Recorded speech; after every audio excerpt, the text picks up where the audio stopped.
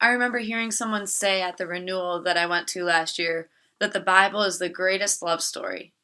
I think that this particular scripture is the greatest love story within the love story of the Bible. It was so moving to visualize this scene playing out. When I pictured myself there and Jesus was looking down on the cross at me, it was almost like an overwhelming feeling. When we focused on sound, the sound that stood out to me most was the pounding of the nails through his hands and feet. It made me wince just to even imagine hearing him cry out in pain after all of this that he's been through.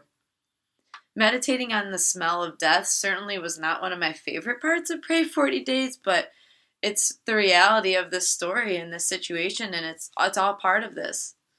To get the whole picture, to really be engrossed in the story, we have to take it all in, even the parts that maybe aren't so pleasant.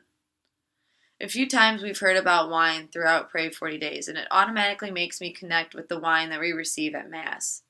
It kind of makes me feel a bond with Jesus, like that really is his body and blood that we are receiving.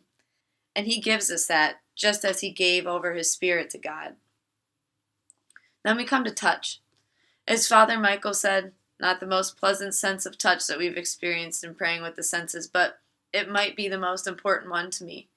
To feel that pain and to know all along that this was coming, that this was how you were going to die.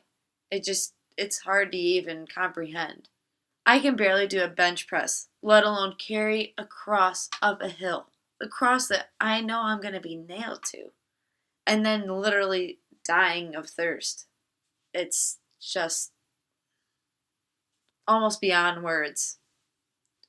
This was a very important experience for me today. And in some ways, this is the closest that I've ever felt to being there when Jesus was crucified. And I think this is the greatest love story I've ever experienced, for someone to do this for us. It just leaves me pretty speechless. Day 35 tomorrow. I'm looking forward to it, and I hope that you have a wonderful day.